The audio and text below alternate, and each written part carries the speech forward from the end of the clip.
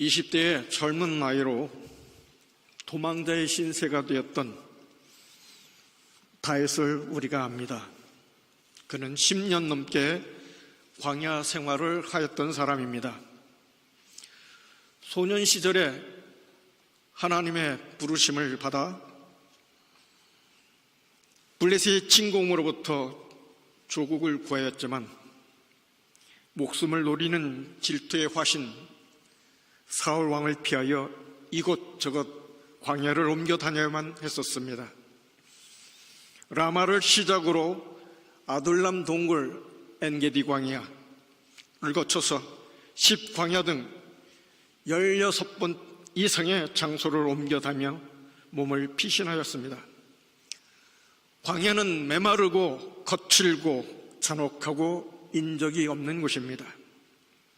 오늘 시편 142편은 다윗이 아둘람 동굴에서 머무를 때에 하나님께 자신을 토로하며 부르며 그리고 기도했던 내용입니다. 모든 광야는 다 똑같아 보이지만 불편함과 어려움은 광야마다 다를 수밖에 없습니다. 그런데 다윗은 이런 광야들을 수시로 옮기면서 그 광야에서 진리와 사랑, 생명의 소중함을 배웠습니다. 언젠가 다윗이 머물렀던 아둘람 동굴에 들어가서 손발로 그렇게 기어서 그 굴을 통과한 적이 있었습니다. 다윗이 부모를 모함으로 피신시키기 위하여 숨죽이며 걸었던 엔게디 광야 협곡을 바라보면서 다윗의 심정이 어떠했을까 생각해 본 적도 있습니다. 그는 광야에서 보낸 10년 세월 동안 하나님의 사람으로 다듬어져 갔습니다. 명성과 업적을 쌓으면서 안정적이고 편안하게 살아갈 수 있는 사람은 이 세상에 얼마나 되겠습니까? 살다 보면 도저히 이해할 수 없는 일들이 우리 삶 속에 그리고 우리가 아끼고 사랑하는 사람들에게 일어나곤 합니다. 우리의 신체, 감정, 생각에도 급작스런 문제들이 생기곤 합니다. 그때 우리는 살기 위하여 도망쳐야 합니다. 그곳이 광야입니다. 물론 광야는 겁나는 곳이며 예측할 수 없는 곳이고 긴장이 감도는 곳입니다. 지리적인 광야도 있지만 상황적인 광야도 있습니다. 모세에게는 신의 광야가 있었고 예수님에게도 유대의 광야가 있었습니다. 오직 광야에서만 보고 듣고 체험할 수 있는 것들이 있습니다. 다윗은 척박한 광야에서 성숙해 갔습니다. 하나님의 임재와 거룩을 알아보는 영적 자각이 놀랄 만큼 성장하였습니다. 하나님이 하시는 일들이 얼마나 경이로운 일인지 감복하여 감사와 찬양이 터져나오는 것이 광야였습니다. 생명의 소중함, 창조된 세계의 아름다움을 볼 줄 아는 눈이 열린 것도 광야였습니다. 광야 시절에 기록한 다윗의 시편들이 이를 증거하고 있습니다. 광야에 있을 동안에는 내가 작정하고 무슨 일을 만들 수 없습니다. 누군가와 지켜야 될 약속도 없습니다. 그저 하나님만 바라보면 됩니다. 깨어있고 살아있기만 하면 됩니다. 그것이 광야 생활의 전부입니다. 하나님의 위대함을 발견하고 인간의 한계를 뼈저리게 느끼고 전적으로 하나님만 의지할 수밖에 없음을 확인하는 것이 광야입니다. 창조주 하나님과 우상을 분간하는 법, 거룩한 하나님을 경배하는 법, 하나님 앞에 온전히 사는 법을 배우는 것이 광야입니다. 하나님을 이용하던 종교 생활에서 하나님께 순종하는 것이 무엇인지를 배우는 곳, 막연한 긍정적 사고, 낙천적 생각, 이런 것이 아니라 하나님을 믿는 것이 무엇인지 알게 되는 곳이 광야입니다. 도시는 안전하고 화려하고 편리해 보이지만 우리의 영성을 지키기에는 한계가 있습니다. 내 욕구대로 살며 잘난 척하고 허망한 것에 관심을 두는 것이 도시입니다. 고상한 척 살아보려고 하지만 내면에는 항상 경쟁, 좌절감, 두려움이 뒤섞여 있습니다. 하나님의 영광, 예수의 구원, 성령의 감동과는 괴리된 곳이 도시입니다. 바울은 동역자였던 데마가 이 세상을 사랑하여 나를 버리고 떠났다라고 그렇게 한탄한 적이 있습니다. 데마는 바울이 키운 목회자였는데 로마를 오가며 도시의 화려함, 편리함에 취해서 신앙의 본질을 잃어버렸습니다. 성도의 영성, 성도의 신앙은 도시의 볼거리, 먹거리, 놀이거리에 비례하지 않습니다. 나이가 들고 경제적 여유가 생길수록 더 늙기 전에 하고픈 것들이 점점 늘어만 갑니다. 조심스럽게 말씀드리자면 입으로, 눈으로 감각적으로 느껴지는 그 만족감, 즐거움, 이런 것들은 영적 자각, 기도의 신비, 생명의 소중함과 반비례합니다. 사울의 추격이 집요해지자 다윗은 적국이었던 블레셋으로 피신합니다. 이스라엘의 원수인 블레셋 가드 왕에게 신변 보호를 요청하게 됩니다. 골리앗을 때려잡아서 이스라엘을 구했던 다윗이 그 블레셋의 망명을 요청한 셈입니다. 하지만 신분이 노출되어서 곧 위험에 직면하게 됩니다. 수염에 침을 질질 흘리고 대문짝을 벅벅 긁으며 미친 채하여 간신히 블레셋을 탈출할 수 있었습니다. 블레셋, 그곳은 광야가 아니었습니다. 얼마나 비참합니까? 이 편에도 저 편에도 내 편은 없습니다. 모두가 나의 적입니다. 힘 있는 자들은 모두 내 목숨을 노리고 있습니다. 차기 이스라엘 왕으로 택함을 받은 사람이 이런 수치를 당하며 통곡하며 아둘람 광야, 아둘람 굴로 도망을 갑니다. 그 도망 중에 부르던 노래, 눈물의 기도가 시편 56편입니다. 하나님이여 나를 궁일히 여기소서. 사람이 나를 삼키려고 종일 치며 압제하나이다.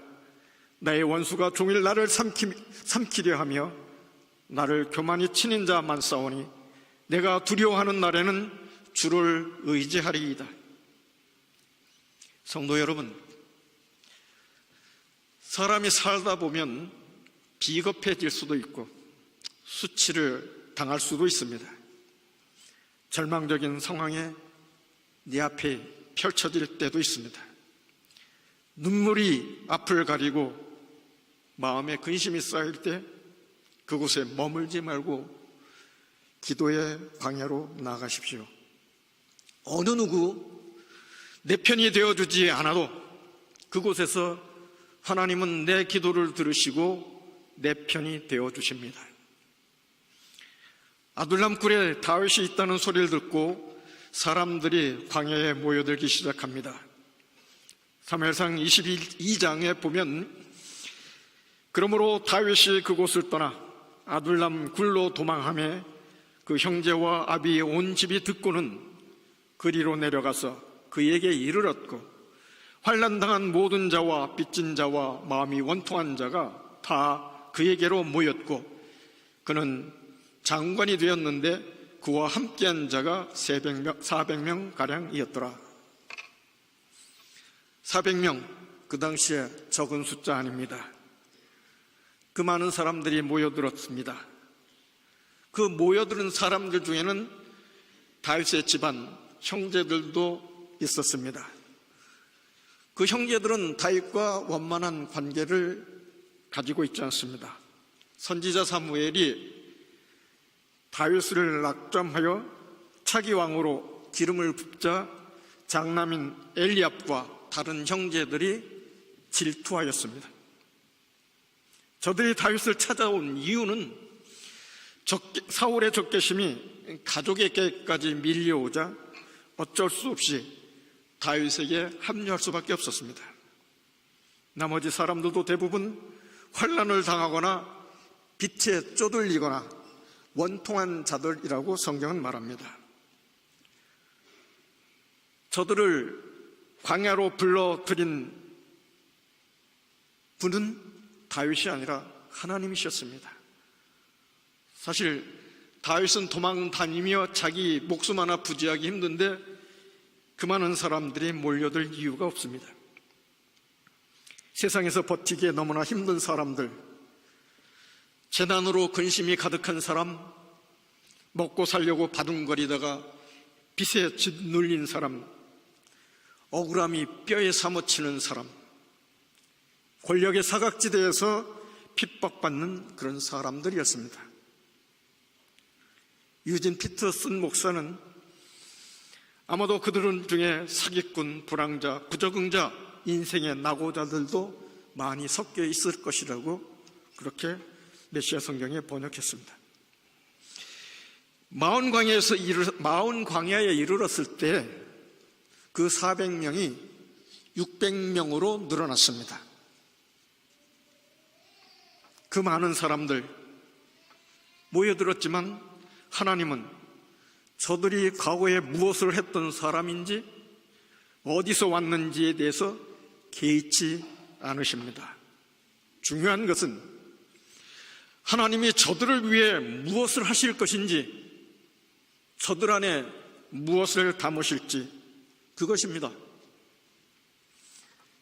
지금 우리들의 말로 바꿔 말하자면 하나님은 그 400에서 600명으로 넘어가는 사람들을 불러 모아 제자, 성도, 예배 공동체를 만드셨습니다.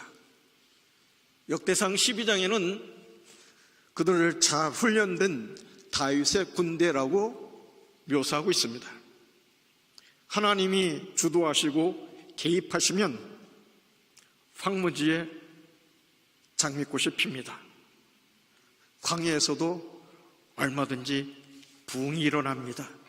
우리 찬송가 242장 PPT 한번 띄워주시죠. 1절, 2절만 한번 찬송해 보겠습니다.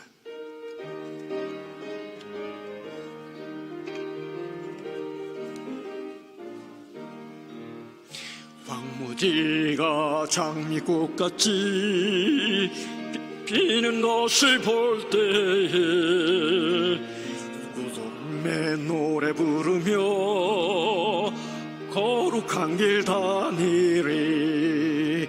거기 거룩한 길이네.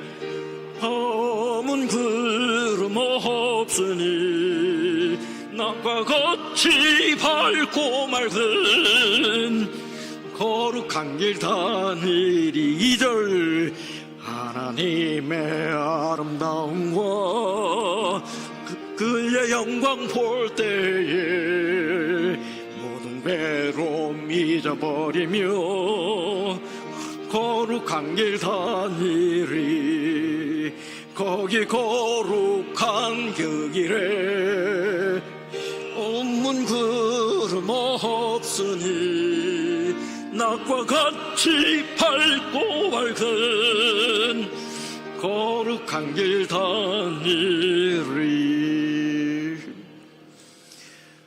우리 주님이 부르시는, 하나님이 부르시는 광야는 저렇습니다. 스데반 집사는 사도행전 7장에서 교회를 표현할 적에 광야교회라고 그렇게 설명했습니다. 교회를 광야라고 지칭한 겁니다. 교회는 교양 있는 사람들이 모여서 교제하는 그런 모임이 아닙니다. 각종 프로그램으로 사람들의 욕구를 채워주는 것도 아닙니다. 클럽이 아닙니다. 타임테이블에 표시한 후에 성실하게 그 시간에 참석하는 종교 활동도 아닙니다. 교회는 병원의 응급실과 같습니다. 살려달라고 아우성치는 곳입니다. 영혼을 살리는 것이 교회입니다. 공중 목욕탕과 같습니다. 하나님 앞에 적나라한 곳입니다. 더러운 때를 미는 곳이 교회입니다. 훈련소와 같습니다. 계급장이 없습니다. 전에 그 사람이 어떤 사람이었는지 상관이 없습니다. 명령이 있고 명령을 따르는 것이 훈련소입니다. 십자가 보혈로 깨끗함을 받고 성령을 받아 거룩해지는 것, 그것이 교회입니다. 우리 교회는 예수의 보혈의 능력으로 영원히 살아나고 성령 충만한 역사로 거룩함을 체험하는 광야교회가 되기를 축원드립니다. 다윗은 10광야를 여러 번 통과했는데 그곳에서 좋은 친구 요나단과 훌륭한 멘토 아비가일을 만났습니다. 여러분이 잘 알다시피 요나단은 이스라엘의 첫 번째 왕 사울이었습니다. 아버지의 말을 잘 들으면, 그리고 아버지에게 순종하면 왕위를 물려받아 2대 왕이 될 수 있는 자격을 갖췄던 사람입니다. 그런데 다윗을 쫓아 죽이려고 쫓아나들던 그 아버지 사울을 지지 않고 다윗의 편에 섰습니다. 하나님이 어떤 분인지 알고 있었기 때문입니다. 잘 생각해 보십시오. 신앙 안에서 잘 판단해야 될 때가 우리는 종종 있습니다. 자기 목숨을 친구 다윗을 위해 내어주는 것도 서슴지 않았습니다. 광야는 하나님의 뜻을 위하여 목숨을 나눌 수 있는 친구를 만나는 장소이기도 합니다. 성도 여러분, 웨체스터 연합교회에서 요나단 같은 친구를 만나면 얼마나 좋겠습니까? 여러분은 다윗과 요나단 중에 누가 되고 싶습니까? 아침에 어떤 권사님은 제 귀에 들릴 정도로 요나단 그랬었는데 지금은 하나도 안 들리네요. 저는 요나단과 다윗 중에 다윗이 되고 싶습니다. 요나단은 너무 힘들게 살았습니다. 다윗도 힘들게 살았지만 요나단보다는 좀 나아서 그렇습니다. 다윗은 도망다니면서 600명으로 불어난 사람들을 먹이는 일도 책임지고 있었습니다. 십광야 근처 갈멜에서 목축업을 하던 나발이라는 사람이 있었습니다. 다윗은 일손이 부족한 그에게 사람들을 보내 그 가축을 지켜주었습니다. 그 대가로 음식을 요구하자 나발은 음식을 제공하기는커녕 오히려 다윗을 모욕하였습니다. 광야 생활을 하면서 자신에게 쏟아지는 비난, 수치와 모욕은 얼마든지 참아왔는데 600명의 그 거느린 사람들의 그 식솔들의 음식, 그들의 생명이 나발에 의해서 무시당하고 유린당하는 것에 대해서 참을 수가 없었습니다. 완전 군장을 하고 수하의 사람들을 모아 나발 그리고 그 식솔들을 죽이기로 작정하고 갈멜로 떠납니다. 갈멜로 가던 도상에서 나발의 아내인 아비가일을 만납니다. 아비가일이 다윗에게 무릎을 꿇습니다. 그리고 이렇게 말합니다. 성경에 나온 부분을 제가 좀 많이 의역했습니다. 다윗이여, 원수 갚는 일은 당신이 할 일이 아닙니다. 당신은 하나님이 아닙니다. 원수 갚는 일은 하나님이 하실 겁니다. 당신이 광야에 있는 이유는 하나님이 무슨 일을 하시며 하나님 앞에서 당신이 누구인지를 발견하기 위해서입니다.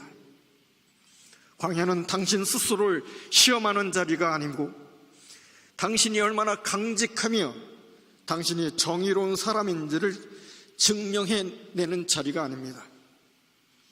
광야는 당신의 삶 속에서 일하시는 하나님의 신실하심과 능력을 발견한 곳입니다. 제 남편 나발은 어리석은 자에 불과합니다. 그런데 당신도 똑같이 어리석은 자가 되려 합니까? 놀랍게도 믿을 수 없는 일이 일어났습니다. 다윗은 그녀의 말에 귀를 기울이고 분노를 사귀고 분노를 거둡니다. 시간이 얼마 지난 후 십광야 하길라산에 다윗을 잡으려고 군사 3천을 데리고 사울이 나타났습니다. 하나님의 은혜로 다윗과 사울이 좋아할 수 있었습니다. 그리고 그 기회에 그 지긋지긋한 인간관계를 끝내버릴 수 있었습니다. 다윗이 사울을 죽일 수 있는 기회가 있는데 그를 살려서 돌려보냅니다. 아비가일이 말한 대로 원수 갚는 일을 하나님께 맡긴 것입니다. 아무리 영성이 뛰어나고 훈련된 신앙을 가진 사람도 흔들릴 때가 있습니다. 신앙의 어떤 부분에 회의적이고 판단이 흐려질 수도 있습니다. 그래서 아비가일 같은 멘토가 우리 옆에 있어야 됩니다. 요나단과 같은 좋은 친구도 있어야 하고 우리의 신앙의 바른 길을 위해서 지적해주고 인도해내는 그런 사람이 있어야 합니다. 우리는 하나님과의 관계를 1대1이라고 말합니다. 맞습니다. 하나님 관계는 1대1입니다. 그런데 그 1대1 관계 속에서 이상한 일이 발견된 때가 많습니다. 자기가 만난 하나님이 최고라는 겁니다. 자기가 만난 하나님 외에는 다른 사람의 신앙을 인정하려 들지를 않습니다. 그런 오류를 범할 수 있습니다. 하나님께 대한 정보의 오류는 신앙을 왜곡되게 만들 수도 있습니다. 그래서 친구가, 멘토가, 공동체가 필요합니다. 신앙을 같이 한다는 것은 그만큼 중요합니다. 여기 앉아 계신 분들 중에 여성분들이요, 여러분은 아비가일처럼 지혜로운 여성들이 되시기를 바랍니다. 우리 교회 남편들은 아내들의 말에 귀 기울이시기 바랍니다. 그러면 혹시 압니까? 떡이 생길지도 모릅니다. 또 다른 시편 기자는 시편 91편에서 광야를 이렇게 묘사합니다. 지존자의 은밀한 곳에 거하는 자는 전능하신 자의 그늘 아래 거하리로다. 내가 여호와를 가리켜 말하기를 저는 나의 피난처요 나의 요새요 나의 의뢰하는 하나님이라 하리니 이는 저가 너를 새 사냥꾼의 올무에서와 극한 연병에서 건지실 것이미로다. 저가 너를 그 기치로 덮으시리니 내가 그 날개 아래 피하리로다. 목사 안수를 받자마자 골수암을 판정받고 그 합병증 때문에 그 고달픈 몸을 지탱하여 30년 동안 목회를 했던 사람이 있습니다. 제 친구 지목사라고 하는 사람입니다. 그 친구가 좋아했던 성경 구절이 시편 91편 1절에서 3절입니다. 4년 전 그 친구를 마지막으로 만났을 때 이런 말을 저에게 남겼습니다. 1년에도 몇 번씩 응급실, 묵인실에서 지냈네. 통증이 심해 의식을 잃은 때도 있었지. 질병과 가난을 몸에 달고 30년 목회를 감당하느라 많이 피곤했네. 두려움이 엄습하고 짜증나고 포기하고 싶은 충동을 왜 못 느꼈겠는가? 하지만 내 삶이, 내 인생이 광야였기에 하나님을 더욱 의지할 수밖에 없었고 온전한 삶을 훈련하느라고 부득 애를 썼네. 자네와 만난 다음 장소는 아마 천국이 될 것 같네. 그 친구는 4년 전에 먼저 천국으로 갔습니다. 오늘도 우리 중 누군가는 눈앞에 광야가 있습니다. 질병, 가난, 분노, 여러 가지 문제들, 남들에게 내놓기 못한 그런 수치스러운 것들이 있을 수도 있습니다. 그것들을 직시하고 그것 때문에 그것에 머무르지 마십시오. 광야로 도망치십시오. 광야는 척박하고 긴장이 감도는 곳이지만 주님을 바라보는 자에게는 피난처가 됩니다. 주님의 음성이 들리는 곳이 광야입니다. 삶의 목적을 깨닫는 곳이 광야입니다. 우리의 남은 시간이 광야를 한번 거쳐갈 수 있는 시간이 있기를 바라고, 그리고 하나님의 순종하는 법을 그곳에서 배울 수 있으면 좋겠습니다.